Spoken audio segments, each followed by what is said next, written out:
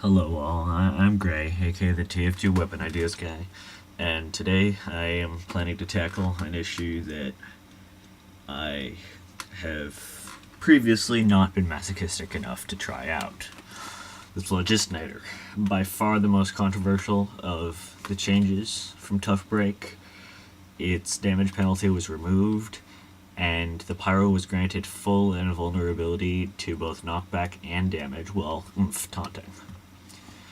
That's quite a buff.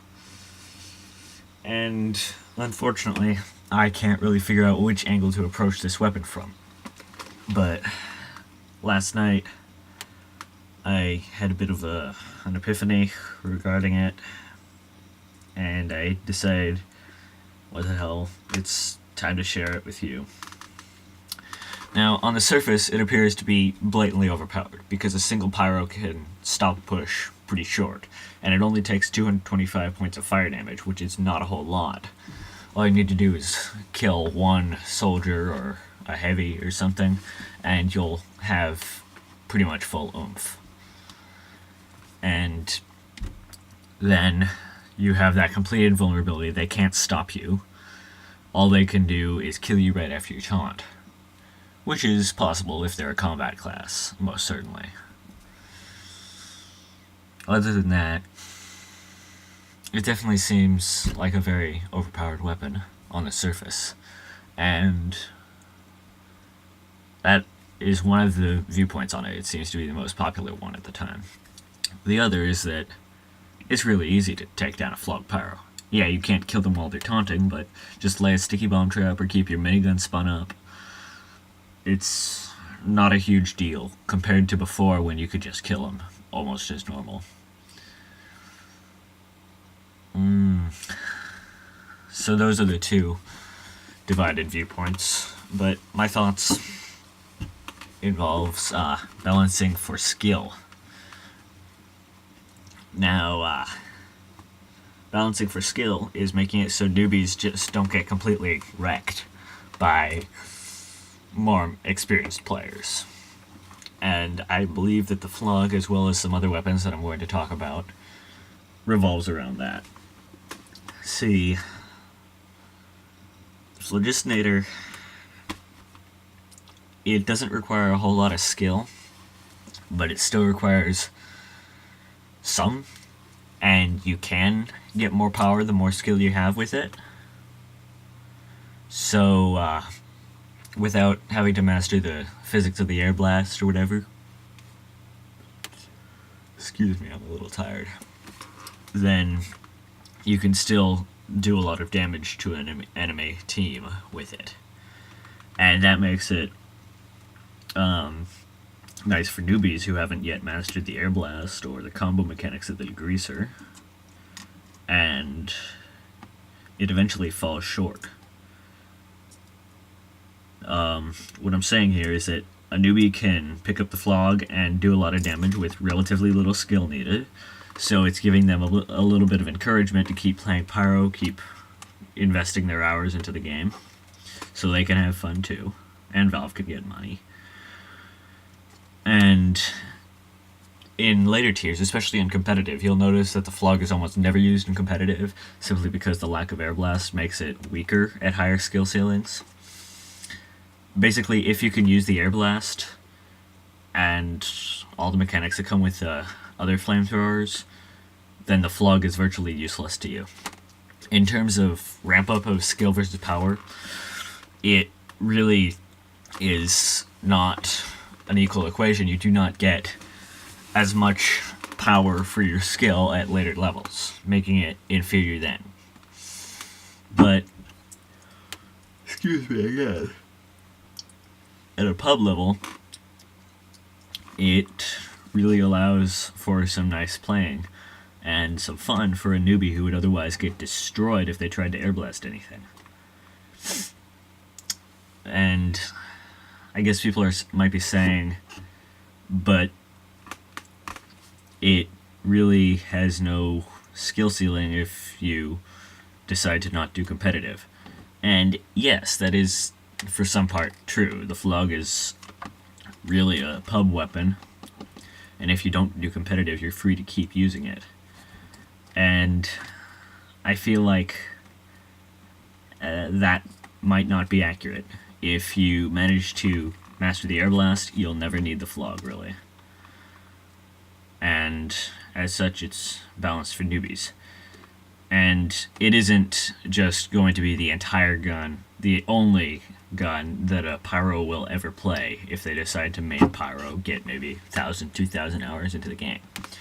No, it's not designed like that. TF2's weapons are all balanced with the unspoken downside that they don't have the upsides of the other weapons, the other unlocks. For example, the third degree is useless because it doesn't have the upsides that the power jack or the extinguisher or the back scratcher have.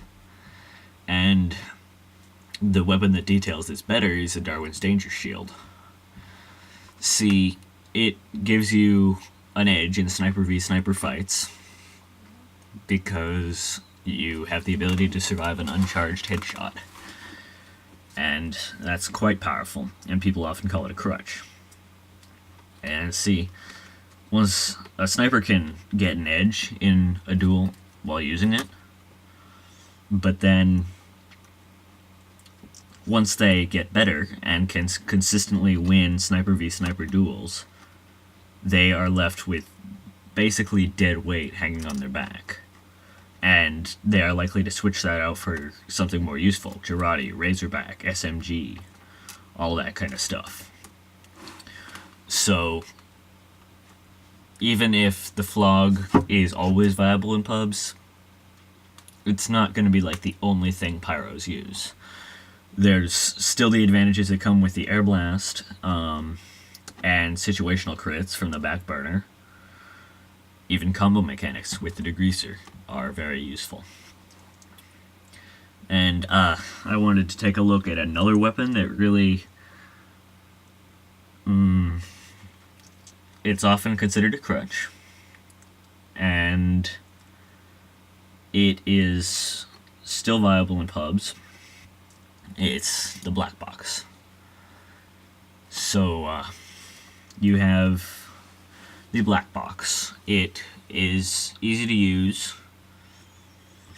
It's honestly, stat-wise, it looks a little bit underpowered to me, but it's not, because 25% less clip size is a huge downside, and even 20 health on hit is not a huge thing for the soldier.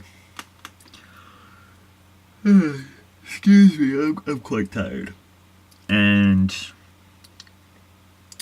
I think that's because the black box has the hidden upside of being available to all kinds of players. It both is viable and useful in pubs, and is quite... it has a following in the higher levels too. So it's a weapon without much skill ceiling, because you can... it's mechanically similar to the stock rocket launcher, but it also gives bonuses that you can use anywhere, really.